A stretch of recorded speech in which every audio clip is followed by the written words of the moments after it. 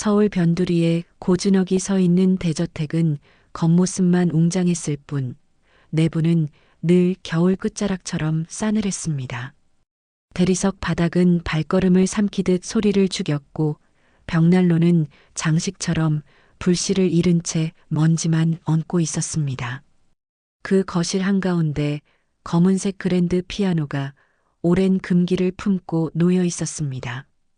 반들거리는 표면에는 매일의 손길이 지나갔지만 그 건반은 단 한 번도 열리지 않았습니다. 이 집의 주인인 박도연 회장이 15년 전 처음 가정부를 받을 때 내린 지시가 여전히 살아있었기 때문입니다. 피아노는 닫기만 하시오. 건반은 열지 말고 덮개는 항상 그대로. 차갑게 떨어진 명령은 공기처럼 집을 감싸 오늘까지 이어지고 있었습니다. 이정화는 그 명령을 지켜온 사람이었습니다. 새벽같이 일어나 물을 데우고 유리창을 닫고 복도를 훑고 마지막으로 거실에 내려오기까지 쉼 없이 움직이는 하루. 그녀는 자신을 흔들 수 있는 건 오직 시간뿐이라 믿으며 버텨왔습니다. 그런데 그날만큼은 마음속에서 오래 묻어두었던 무언가가 조용히 고개를 들고 있었습니다. 창밖으로 한낮의 햇빛이 기울 무렵 긴 커튼 사이로 번진 석양이 피아노 덮개에 비늘처럼 반짝였습니다. 그 빛을 바라보던 정화의 가슴이 묘하게 당겨졌습니다. 어릴 적 고아원 강당 구석에 있던 낡은 업라이트 피아노가 불쑥 떠올랐습니다. 음이 반쯤 죽은 건반, 삐걱거리는 페달, 그러나 손끝으로 만질 때마다 살아나던 떨림. 그 떨림은 한동안 꿈이라는 이름으로 그녀를 살게 했었습니다. 오늘만 단 한 번만. 입술에서 새어나온 소리는 스스로도 낯설었습니다. 그녀는 조심스레 덮개에 손을 얹었습니다. 차갑고 매끄러운 감촉이 손바닥을 타고 올라와 어깨, 목덜미, 등줄기를 차례로 훑었습니다. 허락되지 않았던 금기를 넘어서는 순간 망설임은 유리처럼 얇고 날카롭게 변했습니다. 한 번만이면 괜찮을까, 다시 덮으면 아무도 모를까, 스스로를 달래는 말들이 머릿속을 스쳤습니다. 그러나 손끝은 이미 결심을 닮아 있었습니다. 덮개가 천천히 열리자 검고 하얀 건반들이 질서정연한 이빨처럼 모습을 드러냈습니다. 숨이 가늘게 떨렸고 오래 닫힌 서랍을 여는 듯한 먼지 냄새와 니스 향이 동시에 올라왔습니다. 정화는 의자에 앉아 등을 곧게 세웠습니다. 오래된 원형 의자는 삐걱 소리를 삼키듯 낮게 울렸습니다. 그녀의 두 손이 천천히 건반 위를 맴돌았습니다. 어떻게 시작했더라, 어떤 음부터였지, 기억은 머뭇거렸으나 손가락은 뜻밖에도 주저하지 않았습니다. 낮게, 아주 낮게 흐르는 첫마디. 드뷔시의 몽환도, 베토벤의 절제도 아닌 오랜 사랑을 불러내는 리스트의 선율. 사랑의 꿈. 고요를 헤치고 나비처럼 날아오른 음들이 거실의 빈 공간을 채우기 시작했습니다. 처음에는 조심스러웠고 다음에는 확신을 얻었습니다. 멈췄던 심장의 박동이 조금씩 살아나듯 그녀의 손놀림도 점점 깊어졌습니다. 오래전에 잊었다고 생각했던 길을 발이 스스로 기억해내는 것처럼. 그 순간 2층 서재에서 펜을 굴리던 박도연이 고개를 들었습니다. 출장을 떠났다 돌아온 첫날 밤, 아직 비행의 피로가 가시지 않아 창문을 반쯤 열어둔 채 문서에 사인을 하던 참이었습니다. 피아노 소리가 들려오자 그는 즉시 얼굴을 굳혔습니다. 금기를 어긴 자가 있다는 사실보다 그 곡이 그의 귓속 깊이를 긁어내리는 방식이 더 큰 당혹을 안겼기 때문입니다. 그는 의자에서 천천히 일어나 서재문으로 걸어가다 문틀에 손을 대고 한참을 멈춰 섰습니다. 이 선율을 그는 오래전에도 들었습니다. 잃어버린 이름, 잃어버린 손, 잃어버린 날들 위를 떠가던 그 곡. 가슴 안 어딘가 움켜쥔 채 버려둔 상자가 덜컥하고 흔들렸습니다. 거실에서는 음악이 한층 더 깊어지고 있었습니다. 정화의 어깨가 아주 미세하게 들썩였고 손등의 작은 점 하나가 조명 아래에서 별처럼 빛났습니다. 그 점은 그녀에게도 이유 모를 표식이었습니다. 어릴 적 누군가가 작은 별이라 불러주던 기억이 스침처럼 지나갔습니다. 누구였을까? 언제였을까?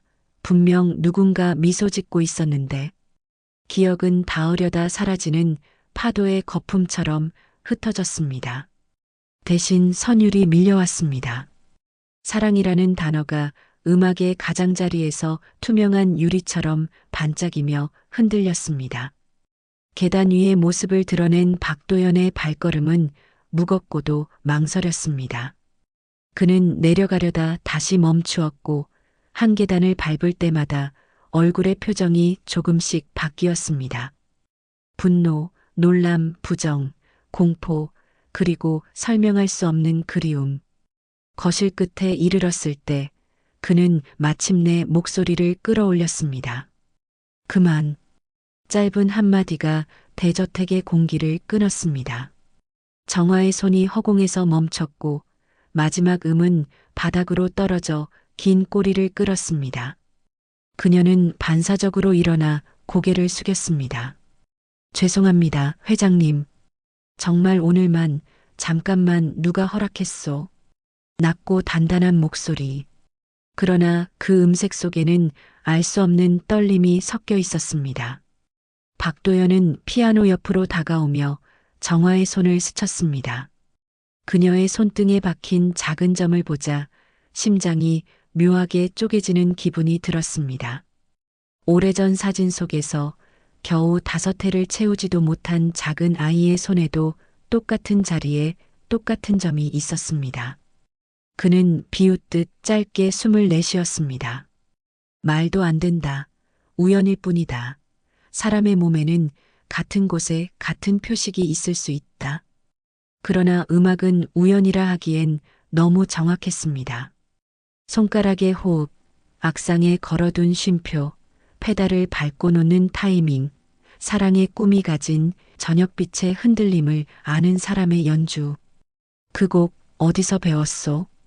그가 조용히 물었습니다. 정화는 눈을 들어 그를 보았습니다. 당혹과 두려움이 섞인 눈빛으로 어릴 적 보육원 강당에서요.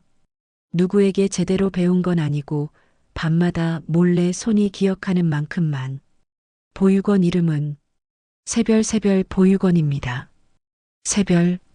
박도연의 목 안쪽에서 마른 소리가 났습니다. 그는 이름 하나만으로도 얼굴에 혈색이 빠져나가는 것을 느꼈습니다. 그것은 잃어버린 아이를 찾기 위해 수없이 드나들던 곳들 중 하나의 이름이었고 결정적으로 실마리를 놓쳐버린 날의 기억을 붙들고 있는 이름이기도 했습니다. 정화는 떨리는 손으로 덮개를 다시 내리려다 멈추었습니다. 정말 죄송합니다. 다시는 이런 일 없을 겁니다. 그녀의 사과는 생활의 습관처럼 단정했고 비굴하지도 당당하지도 않았습니다. 그는 그 태도에서 오히려 더 큰 혼란을 느꼈습니다. 금기를 깬 자의 변명보다 오래 떨어져 있던 무언가가 제자리로 돌아오려는 순간의 침묵. 박도연은 한 발 물러서서 피아노를 바라보았습니다. 쇳빛 저녁이 유리창 밖에서 기울고 거실 안 그림자들이 길게 늘어졌습니다. 오늘 일은 있도록 하겠소. 그의 말은 자신의 귀에도 낯설었습니다. 대신 내 질문에 답해 주시오. 보육원에서 당신을 부르던 누군가가 있었소? 정화는 한참을 머뭇거리다 아주 조용히 답했습니다. 누군가가 제 손등에 있는 점을 보고 별 같다고 그 말을 한 사람이 있었던 것만은 희미하게 기억납니다. 말은 거기서 끊겼습니다. 그러나 끊긴 자리마다 음악의 잔향이 채워졌습니다. 사랑의 꿈. 금기에 손을 대는 순간 열려버린 상자. 박도연은 결심과 망설임 사이에서 눈을 감았다 뜨며 겨우 한마디를 남겼습니다. 내일 시간을 좀 내주시오. 그의 뒷모습이 계단 위로 사라질 때 정화는 자신의 두 손을 내려다보았습니다. 떨림이 아직 가시지 않았고 가슴 안쪽에서 오래된 파문이 번지고 있었습니다. 금기를 건드린 대가가 무엇이든 이미 되돌아갈 수 없다는 사실만은 분명했습니다. 그날 밤 집은 다시 고요해졌습니다. 그러나 고요는 더 이상 같은 모양이 아니었습니다. 문틈으로 스며드는 바람의 소리조차 숨을 죽이고 벽에 걸린 시계의 초침이 유난히 크게 들렸습니다. 누구도 모르는 새, 오래된 집은 아주 조금 방향을 틀어 다른 내일을 향하고 있었습니다.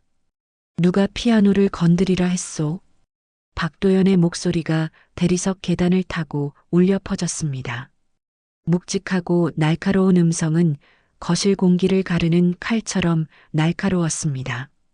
정화의 두 손은 순간적으로 얼어붙었습니다. 방금까지 이어지던 사랑의 꿈 마지막 음표가 공중에서 끊기며 잔향만이 어지럽게 떠다녔습니다. 그녀는 황급히 피아노 뚜껑을 덮으려 했습니다. 그러나 이미 늦었습니다. 계단을 내려오는 박도연의 발걸음은 단단했고 얼굴은 돌처럼 굳어 있었습니다. 정화는 본능적으로 의자에서 일어나 고개를 숙였습니다. 죄송합니다, 회장님. 정말 잠시, 단 한 번만 저도 모르게 목소리는 떨렸지만 거짓이 섞이지 않은 간절함이 묻어 있었습니다. 박도연은 그녀를 내려다보며 차갑게 입술을 달싹였습니다. 내가 뭐라 했소? 건반은 열지 말라 했소. 당신이 여기 들어온 지 몇 년이 됐는데 그 명령을 잊었단 말이오? 정화는 눈을 감은 채 고개를 깊숙이 숙였습니다. 죄송합니다. 다시는 없을 겁니다. 그 순간 박도연의 눈이 정화의 손등에 멈췄습니다. 흰빛 조명이 닿은 자리, 작은 점 하나가 뚜렷하게 새겨져 있었습니다. 순간 그의 심장이 덜컥 내려앉았습니다. 오래전 사진 속에 있던 아이의 손, 잃어버린 딸의 손에도 똑같은 자리에 똑같은 모양의 점이 있었습니다. 저 손 중얼거림이 무의식적으로 새어나왔습니다. 그러나 정화는 그 말을 듣지 못했습니다. 두려움에 사로잡힌 채 어떻게든 사과만을 반복하고 있었기 때문입니다. 회장님, 저를 해고하셔도 괜찮습니다. 다만 용서해 주십시오. 박도연은 대답하지 않았습니다. 대신 조심스레 물었습니다. 그 곡 사랑의 꿈 어디서 배웠소? 그의 목소리는 아까보다 낮고 떨려 있었습니다. 마치 스스로 믿을 수 없는 가능성을 확인하려는 듯. 정화는 망설이다 고개를 들었습니다. 두 눈에는 눈물이 맺혀 있었지만 그 속에는 두려움보다 오래된 기억을 꺼내는 진지함이 있었습니다. 보육원 새별 보육원 강당에 오래된 피아노가 하나 있었습니다. 제대로 가르쳐주는 사람도 없었지만 손이 기억하는 대로 혼자 연습했습니다. 밤마다 몰래 아이들이 다 잠든 뒤에. 새별 보육원? 박도연의 얼굴빛이 확연히 변했습니다. 그는 목구멍이 바싹 마른 듯 숨을 몰아쉬었습니다. 그 이름은 그에게 지워지지 않는 흉터와도 같았습니다. 40년 전 어린 딸이 사라졌을 때 마지막으로 수소문하던 곳 중 하나. 그러나 당시 아무런 단서도 얻지 못하고 돌아섰던 기억. 정화는 그가 왜 그런 반응을 보이는지 알 수 없었습니다. 단지 그의 눈빛이 평소와 달리 차갑지 않고 혼란스러워 보인다는 것만 느꼈습니다. 정말 죄송합니다. 다시는 건드리지 않겠습니다. 그녀는 울먹이며 덮개를 닫았습니다. 그러나 박도연은 더 이상 분노하지 않았습니다. 오히려 그 눈빛은 미묘하게 떨리고 있었습니다. 사랑의 꿈이 끝난 자리, 마음속 깊은 곳에서 묻어둔 이름이 되살아나고 있었기 때문입니다. 잃어버린 아이, 40년 동안 단 하루도 잊지 못한 얼굴. 혹시 그의 입술이 간신히 떨며 움직였습니다. 혹시 어릴 적에 누군가 당신의 손등을 보며 별 같다고 말한 적이 있어? 정화는 놀란 듯 눈을 크게 떴습니다.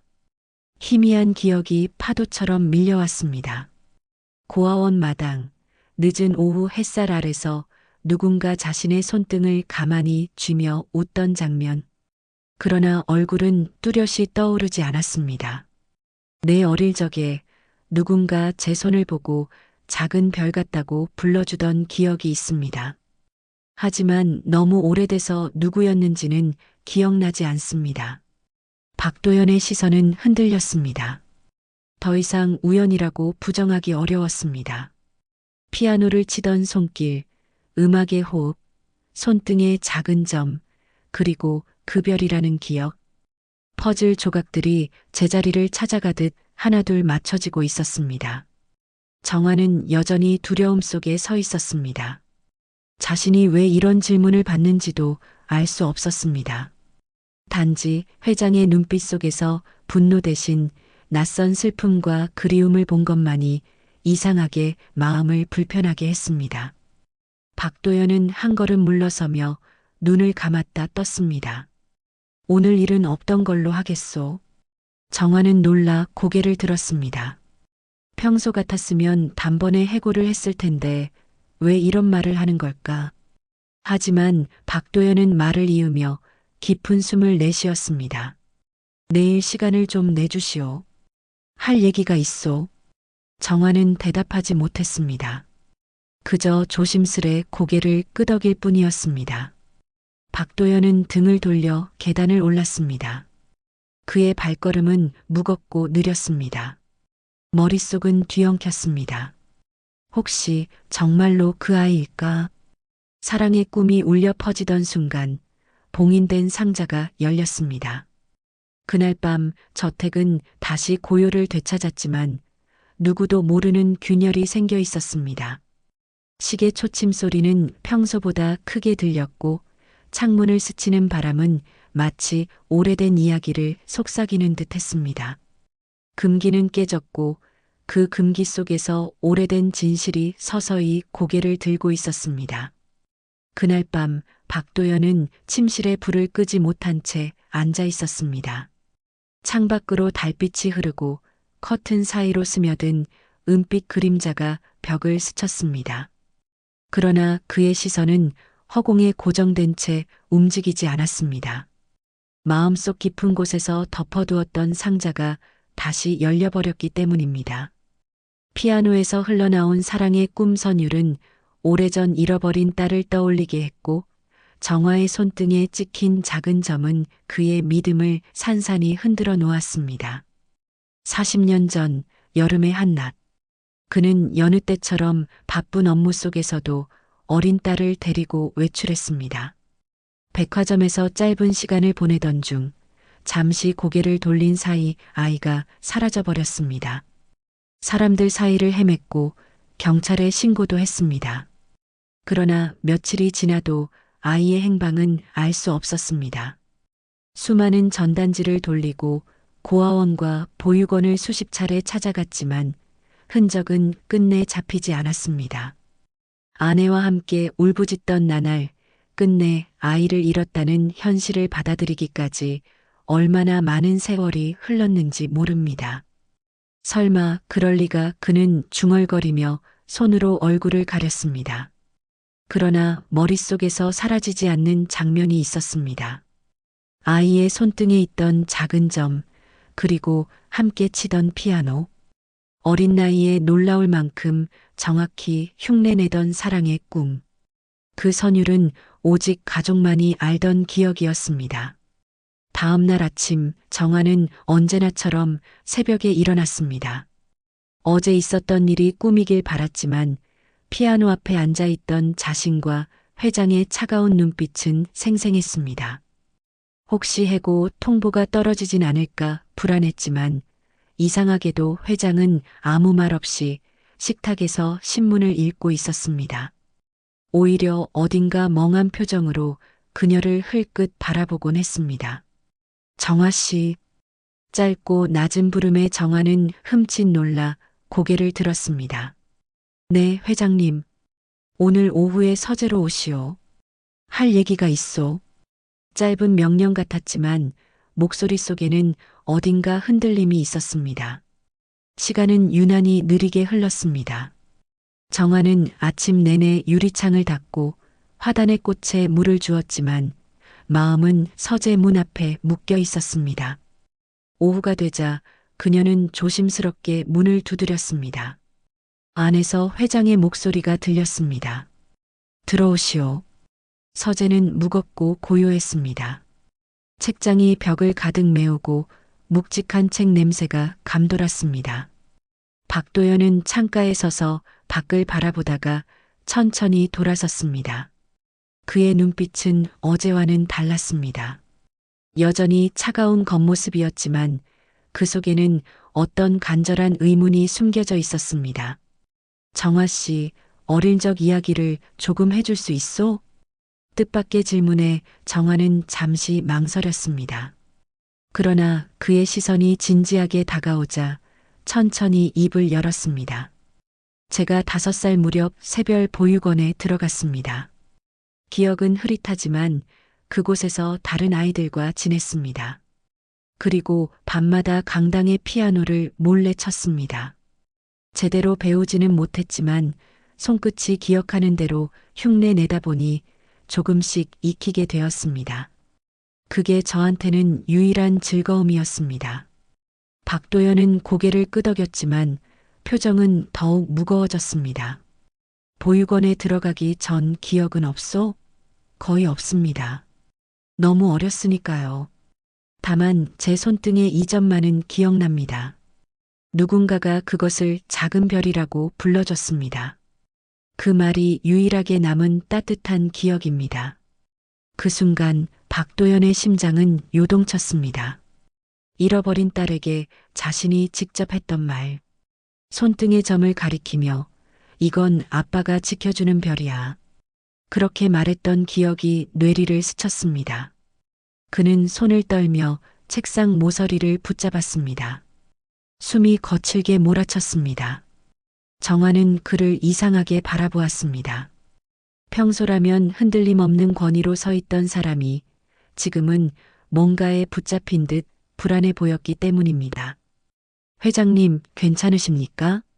박도연은 간신히 고개를 끄덕였습니다. 그러나 그의 내면은 이미 결론을 향해 달려가고 있었습니다. 그날 밤 그는 서재 깊은 서랍을 열었습니다. 수십 년 동안 닫아두었던 작은 상자가 그 안에 있었습니다. 상자 속에는 오래된 흑백 사진 한 장이 있었습니다. 피아노 앞에 앉아 해맑게 웃고 있는 어린 소녀. 손등에는 작은 점이 찍혀 있었습니다. 그는 사진을 손에 쥐고 한참을 바라보다가 천천히 눈을 감았습니다. 사랑의 꿈 선율이 귓가에서 다시 울려 퍼지는 듯 했습니다. 박도연은 사진을 서랍 깊숙이 밀어넣은 뒤에도 손끝의 떨림을 가라앉히지 못했습니다. 오래된 기억이 차례차례 되살아나면서 가슴이 조여왔습니다. 그러나 그는 아직 확신하지 못했습니다. 단지 우연일 수도 있다는 의심이 여전히 발목을 잡고 있었습니다. 하지만 마음 한구석에서는 이미 답을 알고 있는 듯 했습니다. 사랑의 꿈, 손등의 작은 점, 그리고 별이라는 말. 모든 게 그 아이와 이어져 있었습니다. 다음 날 아침 거실 공기는 묘하게 무거웠습니다. 정화는 평소처럼 청소 도구를 챙겼지만 어제의 일들이 머릿속을 떠나지 않았습니다. 회장이 금기를 깬 자신을 해고하지 않은 것도 이상했고 서재에서 나눈 대화 역시 평소답지 않았습니다. 그녀는 불안과 두려움 속에서 몸을 낮추며 일했습니다. 마룻바닥을 닦는 손길은 더욱 꼼꼼했지만 마음은 자꾸만 위층을 향했습니다. 아침 식탁에서 박도연은 신문을 펴놓고 있었지만 시선은 글자를 제대로 따라가지 못했습니다. 그는 종종 눈길을 들어 정화를 바라봤습니다. 그러다 눈이 마주치면 곧 고개를 떨구었지만 그 짧은 순간에도 마음이 크게 흔들렸습니다. 정화는 그런 시선을 느끼며 손에 힘을 주었습니다. 마치 잘못을 들킨 아이처럼 숨이 가빠졌습니다. 정화 씨, 박도연이 갑자기 불렀습니다. 그녀는 손을 멈추고 고개를 들었습니다. 네, 회장님. 차를 좀 가져다 주시오. 서재로. 그의 목소리는 평소보다 낮고 부드러웠습니다. 정화는 잠시 망설였지만 곧 고개를 끄덕였습니다. 잠시 후 그녀는 은색 쟁반에 차를 올려 서재 문 앞에 섰습니다. 노크를 하자 안에서 대답이 들렸습니다. 들어오시오. 문을 열고 들어가자 박도연은 창가에 서 있었습니다. 그는 창밖 정원을 한동안 바라보다가 천천히 돌아섰습니다. 거기 두시오. 정화가 차를 내려놓자 그는 의자에 앉으며 손짓했습니다. 잠시 앉으시오. 뜻밖의 말에 정화는 순간 얼어붙었습니다. 지난 15년 동안 회장이 자신에게 자리를 권한 적은 단 한 번도 없었습니다. 조심스럽게 소파 끝에 앉자 박도연은 한참 동안 그녀를 바라보다가 입을 열었습니다. 어젯밤 내가 화를 내지 않은 이유가 궁금하지 않소? 정화는 머뭇거리며 대답했습니다. 네, 조금은요. 저는 해고될 줄 알았습니다. 박도연은 깊은 숨을 내쉬며 고개를 끄덕였습니다. 그럴 수도 있었지. 하지만 당신이 친 곡이 내 마음을 붙들었소. 그 선율은 단순한 연주가 아니었소. 마치 잃어버린 무언가를 되찾는 듯한 울림이었소. 정화는 눈을 크게 떴습니다. 회장의 목소리 속에서 느껴지는 낯선 감정. 그동안 차갑고 단호하던 사람이 아니었습니다. 정화 씨, 박도연이 다시 입을 열었습니다. 혹시 새별 보육원에서 지낸 시절을 조금 더 자세히 말해줄 수 있겠소? 그녀는 갑작스러운 질문에 당황했지만 서서히 입을 열었습니다. 5살쯤 들어갔습니다. 기억은 흐릿합니다. 그러나 손등의 점을 보고 누군가가 작은 별이라 불러주던 기억이 있습니다. 누구였는지는 알 수 없지만 그 말이 저한테는 큰 위로였던 것 같습니다. 그 말을 들은 순간 박도연의 눈빛은 크게 흔들렸습니다. 자신이 직접 불러주었던 별.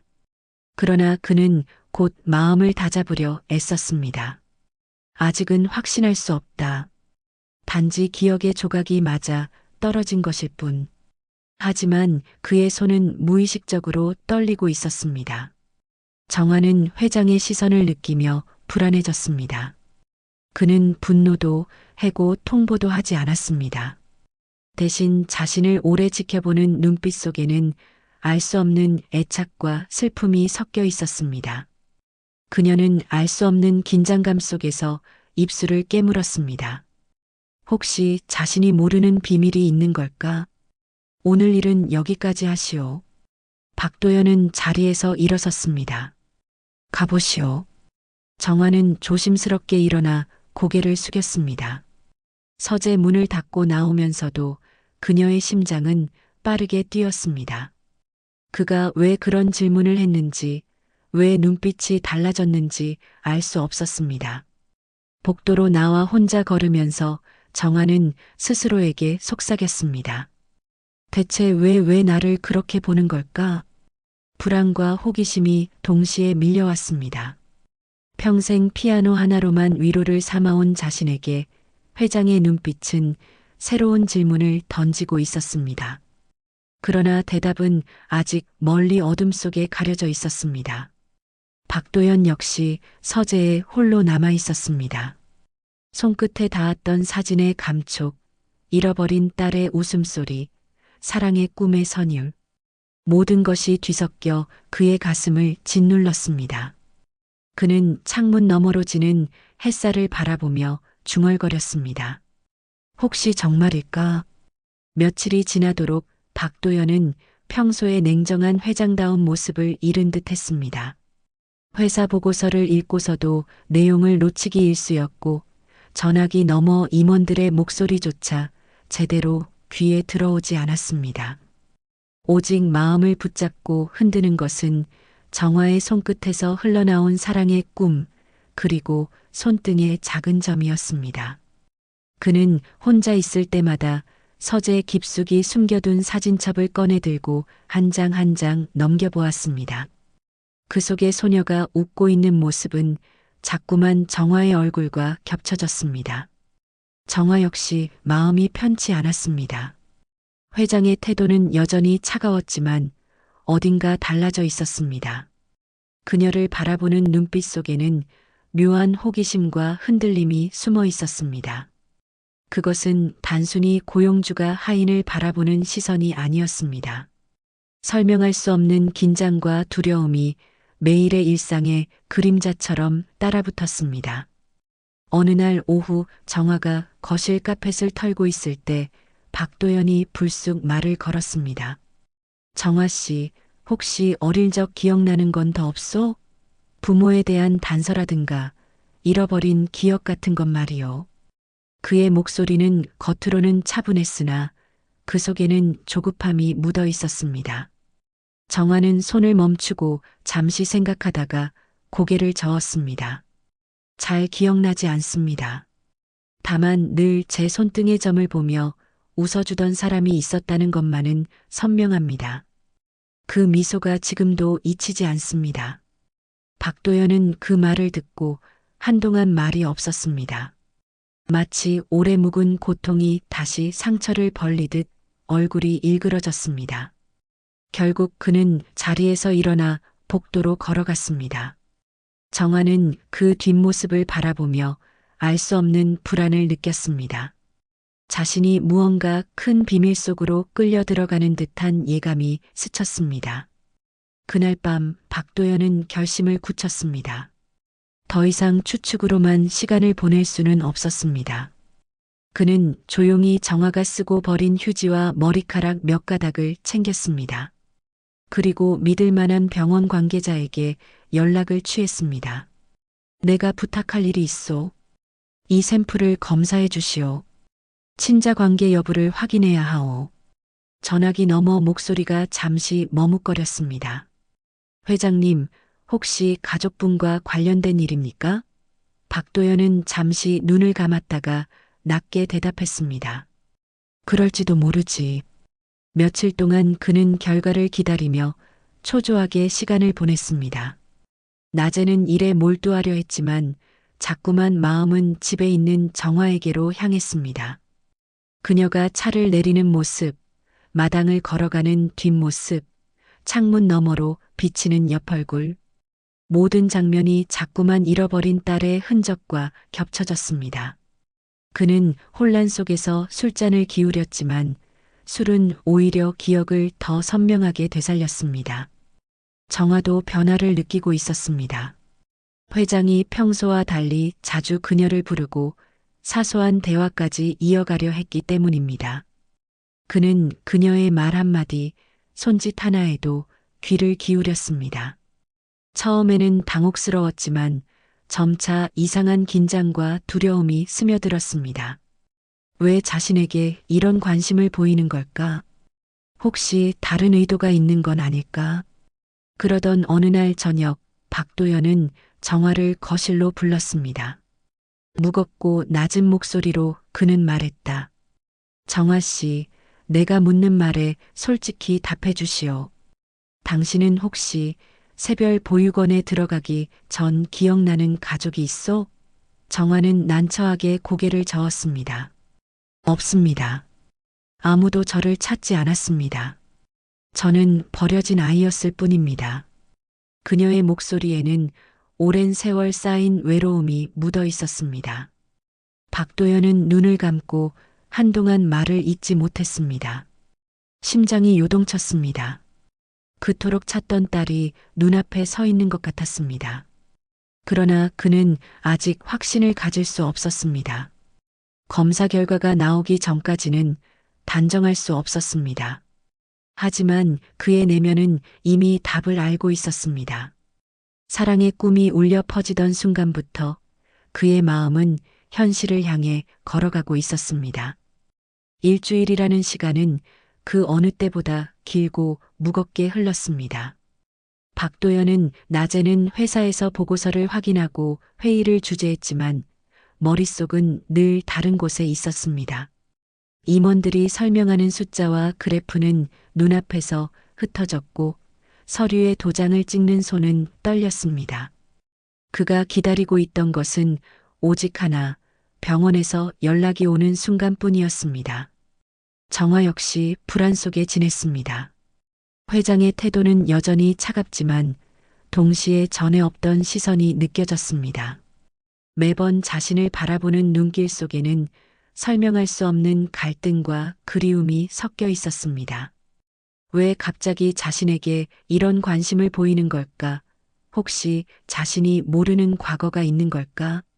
그녀는 일할 때마다 괜히 손등을 감추고 싶어졌습니다.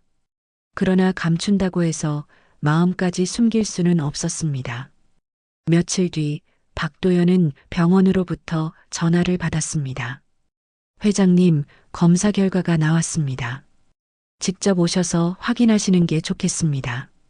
그 순간 그의 가슴은 쿵 내려앉았습니다. 곧 차를 몰아 병원으로 향했습니다. 병원 복도의 흰 불빛은 유난히 차갑게 느껴졌습니다. 의사가 봉투를 건네며 말했다. 친자 관계 확률은 99.99%, 거의 확실하다고 보시면 됩니다. 박도연은 의자의 등받이에 몸을 기댔습니다. 머릿속이 하얗게 비워지며 동시에 온갖 기억들이 한꺼번에 밀려왔습니다. 40년 동안 단 하루도 잊지 못했던 이름 없는 아이, 끝내 찾지 못해 가슴에 묻었던 딸이 눈앞에 있었다는 사실. 기적 같고 잔인한 운명 같았습니다.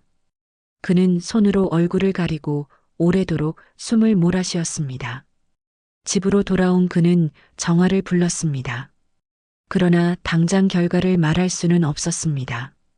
너무 갑작스러운 진실이 그녀를 짓눌러 버릴까 두려웠습니다. 대신 그는 조심스럽게 대화를 이어갔습니다. 정화 씨, 혹시 어릴 적 피아노를 치던 기억이 더 있어? 누군가와 함께 치거나 곁에서 지켜보던 사람은? 정화는 잠시 눈을 감았습니다. 희미합니다.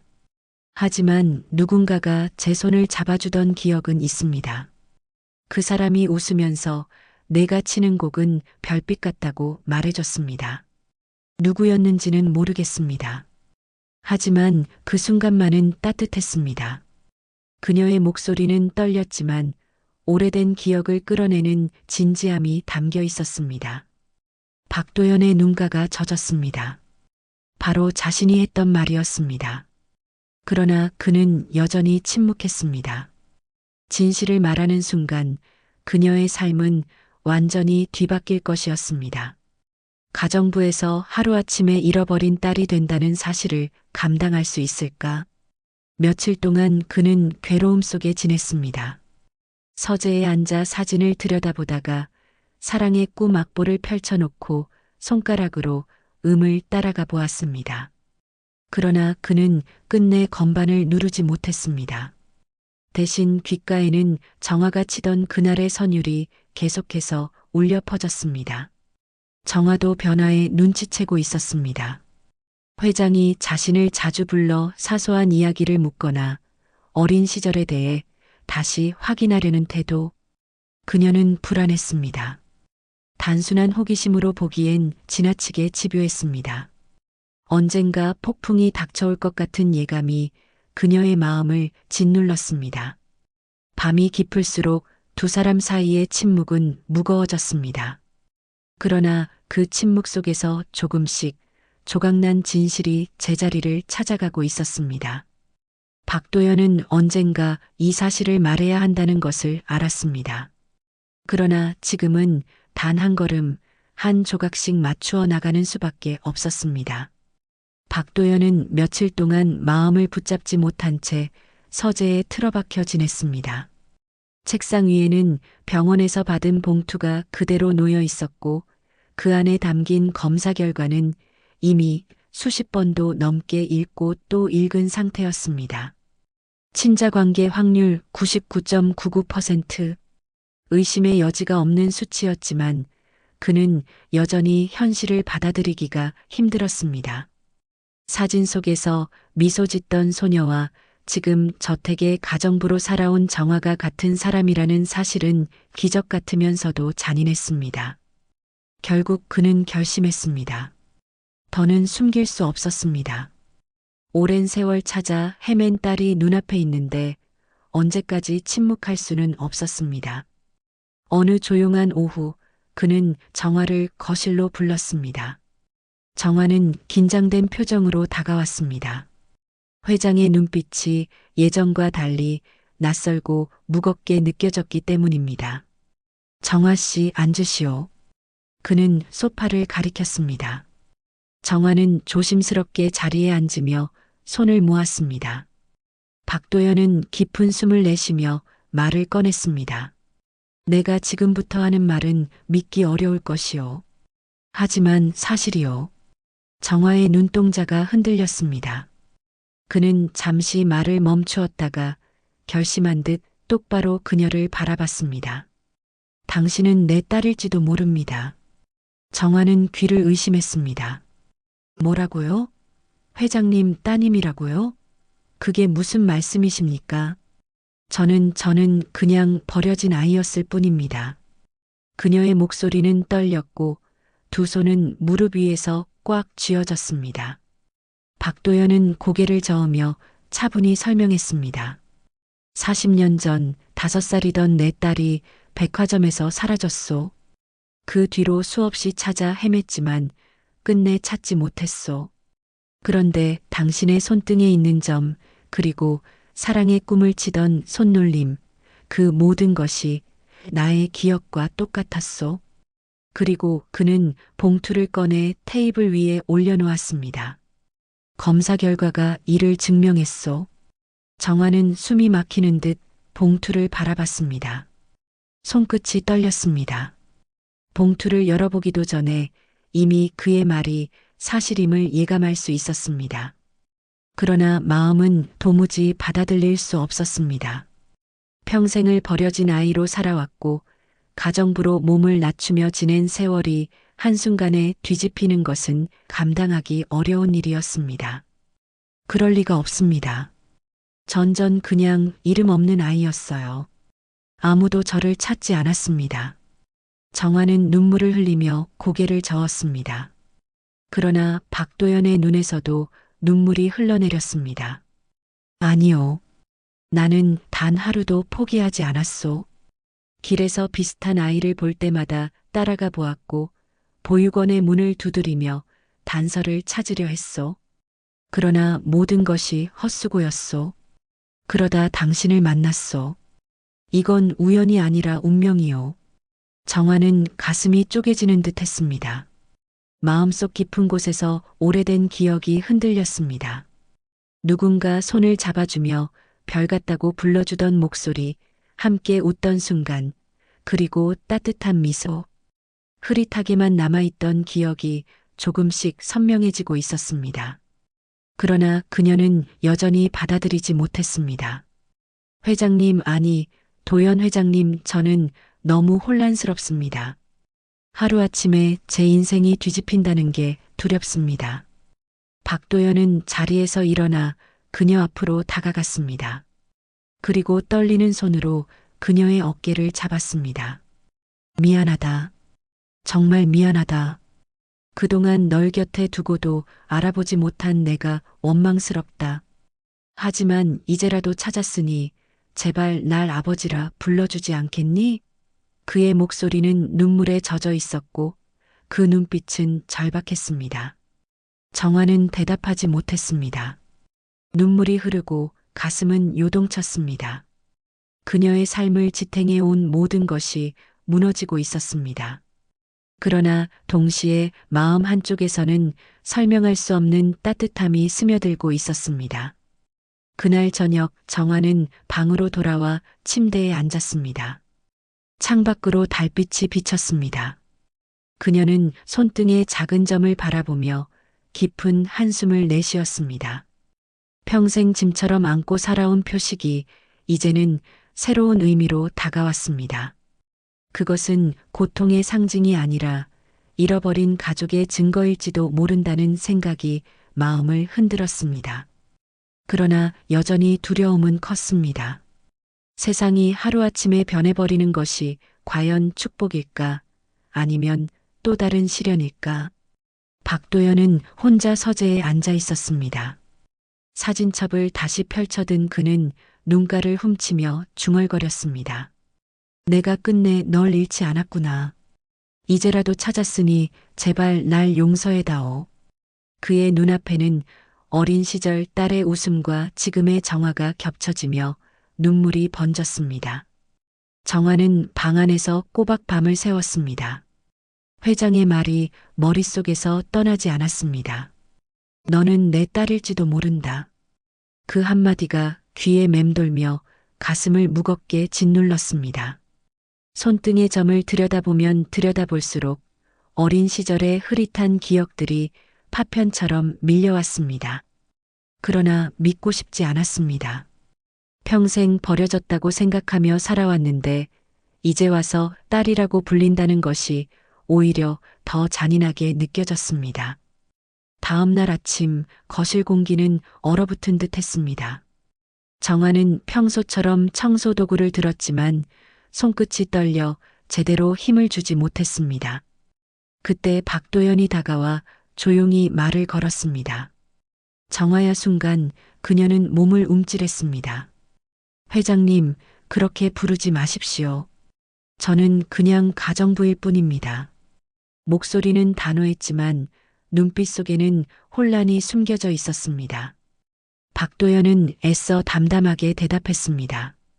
내가 받아들이기 힘들다는 것 안다. 그러나 난 더 이상 부정할 수 없다. 검사 결과도 기억도 모든 게 우리를 가리키고 있지 않느냐. 정화는 눈물이 차올라 고개를 돌렸습니다. 저는 평생 버려진 아이로 살았습니다. 누구도 저를 찾지 않았습니다. 지금 와서 아버지라니요. 너무 늦었습니다. 그 순간 복도 끝에서 발소리가 들렸습니다. 박도연의 아내 한정희 여사가 거실로 들어왔습니다. 그녀의 얼굴은 창백했고 두 손은 떨리고 있었습니다. 이미 남편에게서 이야기를 들은 상태였습니다. 여보, 정말 그 아이가 우리 딸일 수 있는 겁니까? 정화는 놀란 눈빛으로 그녀를 바라봤습니다. 박도연은 고개를 끄덕였습니다. 검사 결과가 증명했어. 이제는 부정할 수 없어. 정화의 눈에서 눈물이 터져 나왔습니다. 그렇다면 왜 이제야 저를 찾으신 겁니까? 왜 그때는 그냥 저를 버려둔 겁니까? 40년 동안 저는 혼자였습니다. 추위 속에서, 굶주림 속에서 아무도 제 손을 잡아주지 않았습니다. 그녀의 목소리는 분노와 슬픔으로 뒤섞여 있었습니다. 한정희 여사는 눈물을 글썽이며 다가왔습니다. 미안하다, 정말 미안하다. 너를 잃어버린 그날 이후로 단 하루도 너를 잊은 적이 없었다. 하지만 우리는 끝내 찾지 못했어. 그 죄책감으로 수십 년을 살아왔단다. 정화는 고개를 세차게 저었습니다. 그 말씀이 저를 위로할 수는 없습니다. 저는 버려진 아이였고 가정부로 살아왔습니다. 그게 제 인생이었습니다. 박도연은 다가와 그녀의 어깨를 붙잡았습니다. 그러나 정화는 힘껏 밀어냈습니다.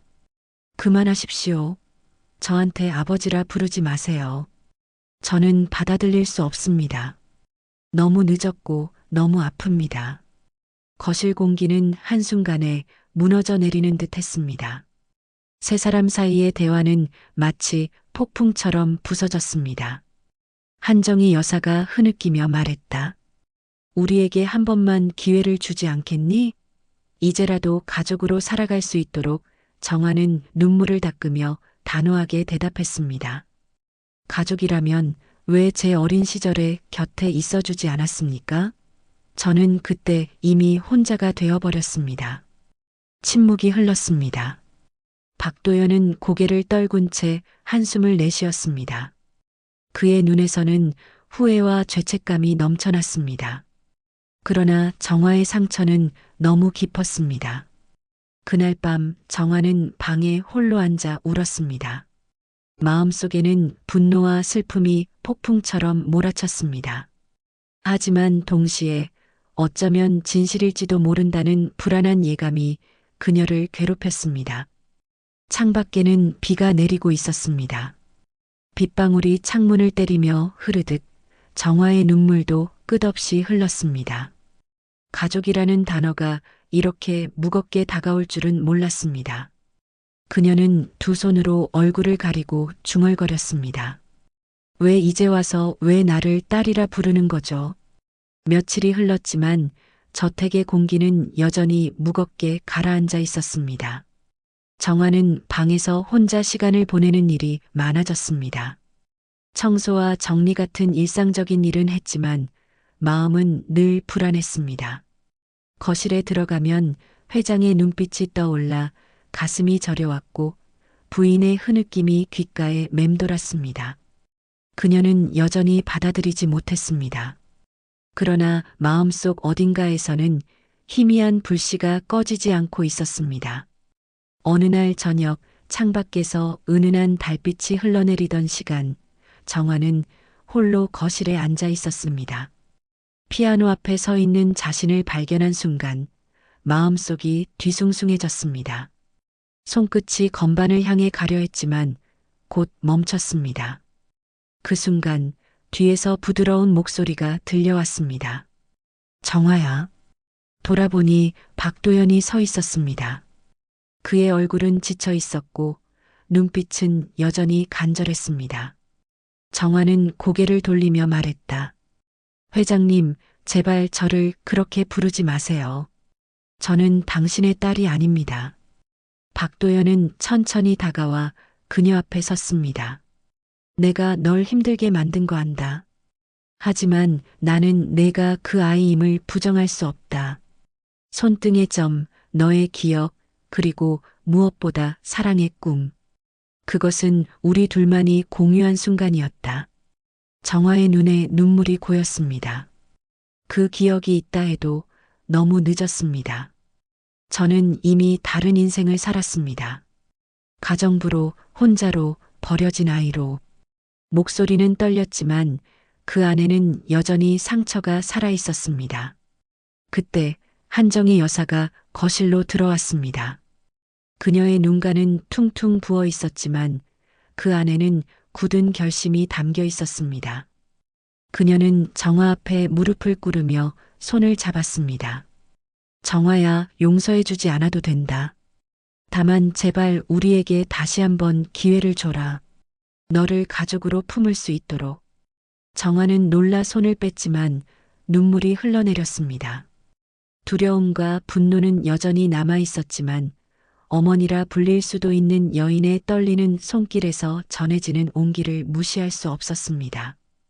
그녀의 가슴속 깊은 곳에서 잊고 지낸 따뜻한 감정이 스며들고 있었습니다. 잠시 침묵이 흘렀습니다. 정화는 마침내 떨리는 목소리로 말했습니다. 왜 이제야, 왜 지금에서야 저를 찾으시는 건가요? 박도연은 고개를 숙이며 대답했습니다. 40년 동안 하루도 널 잊은 적이 없었다. 하지만 세상이 우리를 가로막았고 나는 무력했다. 이 늦은 시간에라도 널 찾았으니 제발 함께해다오. 정화는 손등을 바라봤습니다. 어린 시절 누군가가 작은 별이라 불러주던 기억이 파도처럼 밀려왔습니다.